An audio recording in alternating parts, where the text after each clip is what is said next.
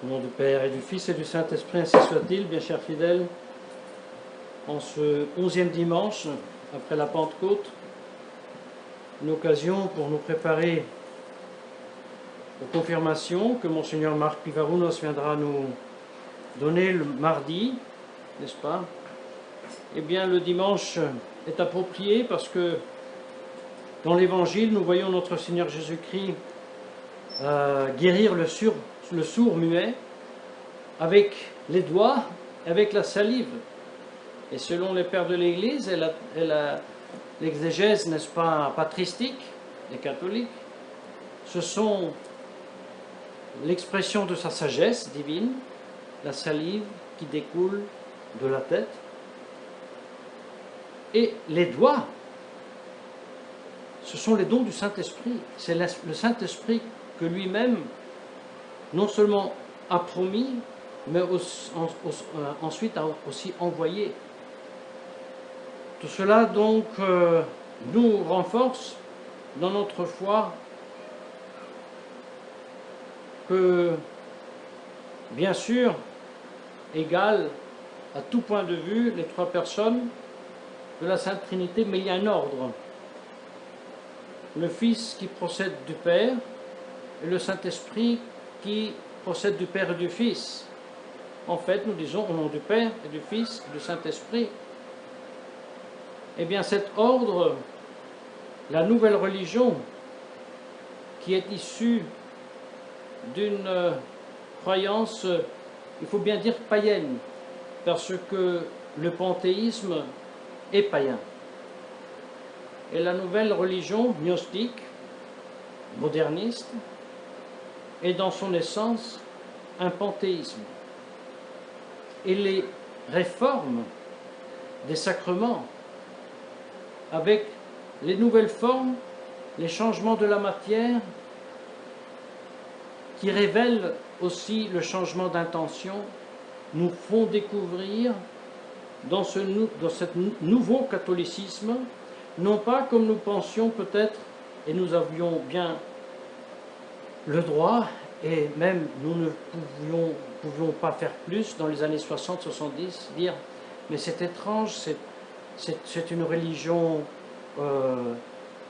anacquée, c'est une religion rendue facile, c'est une religion légère, c'est une religion qui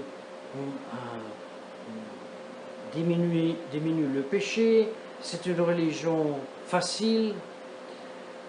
Mais voyez, chers fidèles, après des dizaines, des décennies, après que les théologiens ont eu le temps de se pencher et de scruter les raisons, les motivations des changements du credo, mais aussi des changements des sacrements, des changements des formes de sacrements, des changements de la matière des sacrements, et aussi des intentions, à découvrir qu'il s'agit en effet d'une toute autre religion. Il s'agit d'une religion gnostique, panthéiste, qui utilise les mots, non pas les concepts, les mots du catholicisme pour inoculer cette nouvelle religion, comme le monde aujourd'hui utilise le mot de vaccin pour inoculer dans les individus tout autre qu'un vaccin, mais un venin, et un venin mortel, parce qu'il va attaquer directement, n'est-ce pas, le DNA, le code génétique, n'est-ce pas, de notre être individuel. Eh bien, pour cette raison, nous avons cueilli cette journée pour méditer sur la confirmation, et outre que rappeler que c'est un sacrement institué par notre Seigneur Jésus-Christ,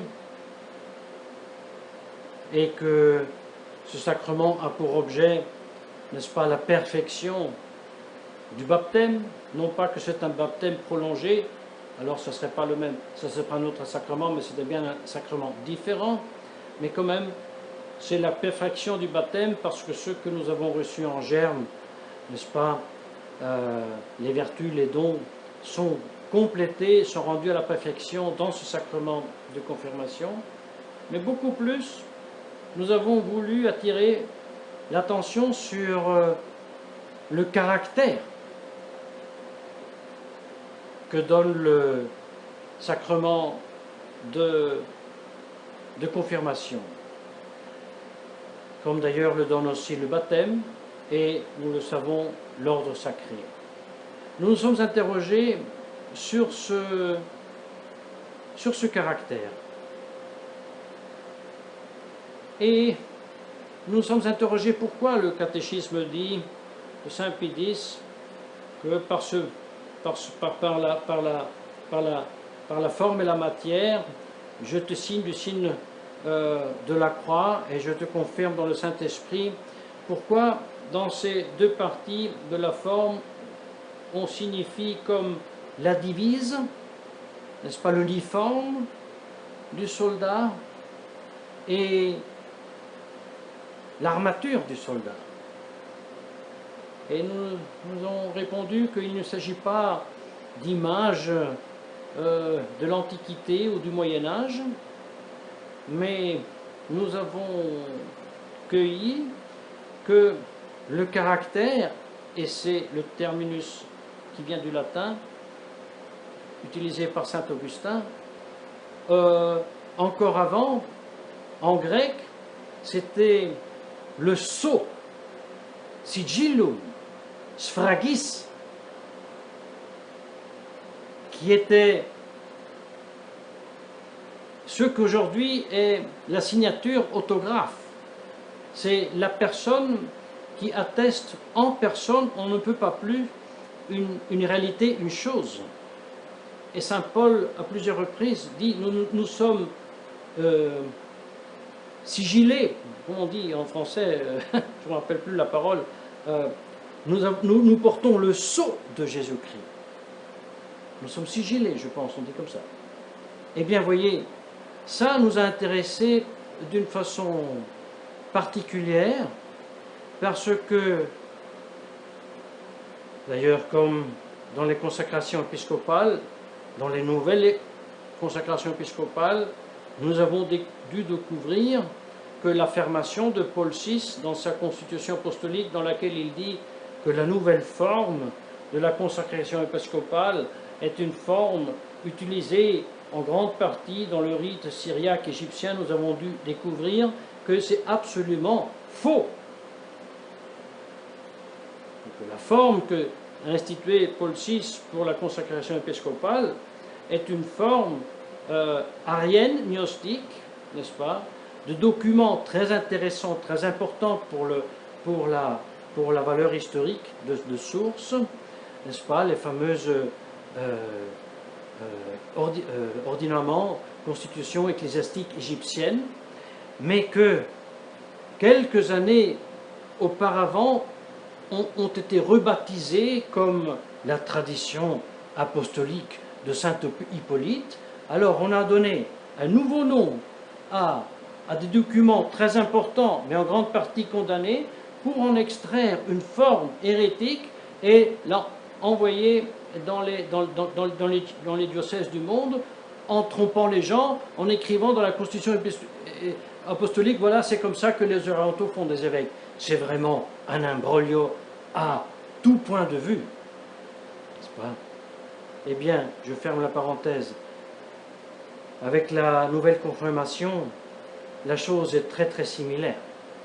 La différence, c'est que, tandis que la forme utilisée pour la consacration épiscopale est explicitement une hérésie, la forme utilisée, la nouvelle forme utilisée pour la nouvelle confirmation, si on veut, on peut l'interpréter d'une façon catholique.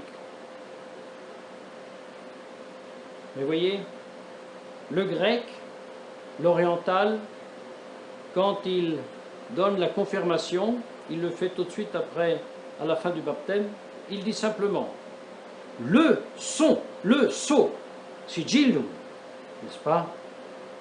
sphragis. Ensuite, du don génitif, du Saint-Esprit génitif. Et puisque les Saintes Écritures, la théologie déjà patristique et ensuite scolastique nous enseignent que ce sigillum, ce sceau, ce marque, n'est-ce pas, c'est notre participation à l'union hypostatique même du Christ. C'est notre participation, notre part que nous avons avec Jésus-Christ lui-même. Je répète, à son union hypostatique, c'est-à-dire quoi? C'est-à-dire, l'union hypostatique, c'est la divinité qui, sans intermédiaire, sans moyen terme, se unit d'une façon unique et ineffable avec la nature humaine. Mais non pas la divinité en abstrait qui se unit avec la nature humaine en abstrait, mais la concrète deuxième personne de la Sainte Trinité avec la concrète nature humaine de notre très Sainte Vierge Marie, ex Maria Virgine, de la Vierge Marie. Le Verbe prend la nature humaine. Ineffable mystère que tous ceux des premiers siècles qui ont voulu rationaliser ont fini par nier, que ce soit les ariens, les nestoriens, les monophysites, tous. Et les modernistes aussi, qui sont allés prendre ensuite des textes ariens pour en faire des invalides nouvelles consécrations épiscopales, déclarées invalides déjà au VIe siècle. Enfin, laissons ça.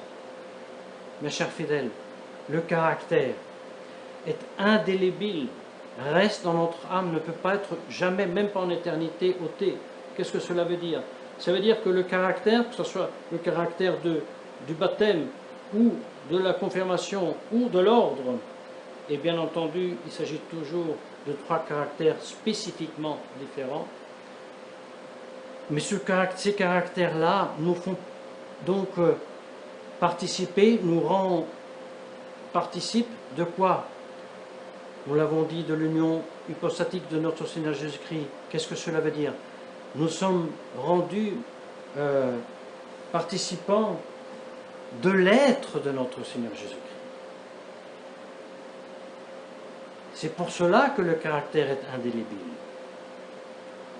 Même si nous perdons la grâce sanctifiante par le péché mortel, le caractère du baptême, de la confirmation ou de l'ordre reste. Et voyez, si le nouveau catéchisme parle du caractère, il le nomme, bien sûr, mais il se contente de dire que donc c'est un caractère et donc on ne peut pas répéter le sacrement, stop. Mais ils ne vont jamais à vous enseigner que par cela nous avons part à la onction de notre Seigneur Jésus-Christ même. Oui, parce que le moment où la divinité s'unit à l'humanité dans la deuxième personne de la Sainte Trinité qui se unit à la chair de la très Sainte Vierge Marie, a lieu l'onction. Deus unxit me. Dieu m'a oint. C'est cela. Mais les modernistes, pour empaqueter la religion gnostique avec les mots du catholicisme, n'aiment pas cela. Ils font du Christ un homme qui a été oint par l'Esprit Saint. Mais l'onction n'est pas une œuvre de l'Esprit Saint. Parce que l'incarnation est une opération formellement faite, exécutée par la deuxième personne de la Sainte Trinité, et elle seule. Voyez, nous apprenons au catéchisme que tout ce que Dieu fait en dehors de lui, ce sont toujours les trois personnes qui agissent ensemble. En plus, nous apprenons au catéchisme que pour nous habituer à distinguer les personnes en Dieu, nous attribuons la création au Père, la domination au Fils et la sanctification, la perfection au Saint-Esprit. Nous apprenons au catéchisme que ce sont des appropriations, c'est toujours le unique Dieu en trois personnes qui agit en dehors de lui, en tout et partout. Mais, nous enseigne le catéchisme, la rédemption n'est pas attribuée au Fils, au Verbe. Elle n'est pas attribuée au Verbe. C'est le Verbe, et seulement lui, qui s'est incarné par opération concomitante, toujours présente du Saint-Esprit. Mais à la différence des hérétiques des premiers siècles, ce n'est pas le Père qui a pris une nature humaine, ce n'est pas le Saint-Esprit qui a pris une nature humaine, ce n'est pas tous les trois ensemble qui ont pris une nature humaine, ce n'est pas le Père qui est mort sur la croix, mais c'est bien Dieu, la deuxième personne, le Fils, qui est mort sur la croix. Cela, mes chers fidèles, c'est la religion révélée. Et tous ceux qui ont essayé de trouver rationnellement une explication ont failli et sont tombés dans l'hérésie. Le modernisme ne fait rien d'autre que reprendre ces hérésies. Comme ça, le nouveau catéchisme nous enseigne que c'est... non le catéchisme, le nouveau rite du baptême nous enseigne que Jésus-Christ a été consacré par l'Esprit Saint dans les eaux du Jourdain. Tandis que déjà Saint Grégoire de Nazianze condamne de façon solennne cette erreur. Les anathèmes de Saint Cyril d'Alexandrie sont pris comme tels dans le concile d'Éphèse. Saint Augustin hurle lorsqu'il dit que quoi que ce soit Jésus-Christ aurait fait, il aurait fait d'un esprit, d'une force en dehors de lui qui lui serait avenu, qu'il aurait reçu comme de l'esprit. Ça, c'est une abomination. Et ça, c'est le panthéisme gnostique qui fait de Jésus-Christ un homme qui est divinisé comme tous les hommes le sont, mais même comme tout minéral, tout végétal, tout animal, tout être spirituel le est pour le gnostique. Le gnostique est panthéiste et ne voit pas de différence entre un Dieu éternel qui du rien, du néant, crée tout ce qui est créé. Au contraire, le gnostique renverse tout. Il fait du néant Dieu. Et il fait du néant qui se manifeste lui-même la création. Et ça, c'est diabolique et c'est inspiré, bien sûr, par le serpent, par Satan. Et malheureusement, nous devons reconnaître que ce renversement des choses, en fait, on parle aussi d'une inversion trinitaire. Cette christologie pneumatique fait si que Dieu, n'est-ce pas, envoie le Saint-Esprit à travers le Fils. Le Fils est un canal à travers lequel est envoyé l'Esprit Saint. Tellement que le nouveau catéchisme réussit à faire un grand imbroglio, à faire dire à Saint Augustin ce qu'il ne dit pas, en disant que le Père a donné, n'est-ce pas, le Saint-Esprit en cadeau au Fils, et le Fils à son tour le donne en cadeau aux autres. C'est un vrai faux en science, dans le monde, cela serait, n'est-ce pas, un délit, parce que c'est vraiment nier la pensée et même la parole écrite du même auteur. J'entre pas dans le détail, on le fera une autre fois. Et de la même façon, la nouvelle forme, n'est-ce pas, de la confirmation est simplement faussée. Tandis que la forme orientale dit le sceau du don du Saint-Esprit, la version latine est juste, signaculum doni spiritus sancti, et ensuite la traduction c'est, voilà, le sceau du Saint-Esprit. Et non, ce n'est pas le sceau du Saint-Esprit, c'est le sceau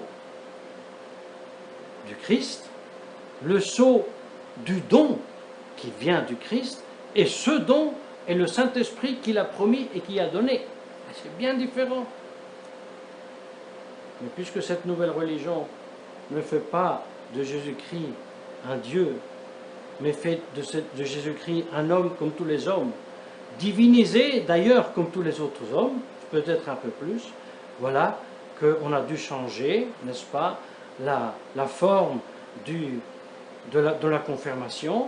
Ce n'est plus « je te signe du signe de la croix », c'est-à-dire de Jésus-Christ, et je t'imprime le sceau de Jésus-Christ. C'est lui la matrice qui imprime dans la matière molle de ton âme son image, son sceau de sa croix. Et en vertu de ce sceau, tu es disposé, tu as le droit, tu peux recevoir dans un deuxième moment le Saint-Esprit. Ça change tout, mes chers fidèles. Et c'est cela que nous sommes forcés d'expliquer aujourd'hui à nos candidats à la confirmation, afin qu'ils reçoivent la confirmation avec beaucoup de fruits, mais aussi dans la conscience que s'ils attendent un évêque qui vient des États-Unis pour la recevoir, c'est qu'ils ont compris que les évêques de l'Église officielle, en attendant qu'ils ne sont même pas évêques, parce que désormais déjà tous consacrés avec la nouvelle forme invalide. Mais en plus, la confirmation même nouvelle n'exprime plus de façon univoque, comme le demande la forme d'un sacrement, la grâce reçue. Il faut que la forme de la confirmation exprime et le caractère et la grâce reçue. La res c'est le sacramentum. Et il faut qu'il y ait dans la forme aussi le signe de croix, ego signo te, signo crucis, et confirmo te, chrisma te salutis, in nomine Patris, et Filii, et Spiritus Sancti. Il faut qu'il y ait ça. Voilà pourquoi nous avons confié tous nos candidats à la Très Sainte Vierge Marie. Voilà pourquoi nous les avons invités à rompre avec cette Église officielle dont Monseigneur Lefebvre disait en 88, avant de faire les évêques, on ne sait même plus qu'est-ce qu'ils font ces évêques, qu'est-ce qu'ils veulent faire ces évêques lorsqu'ils donnent des sacrements.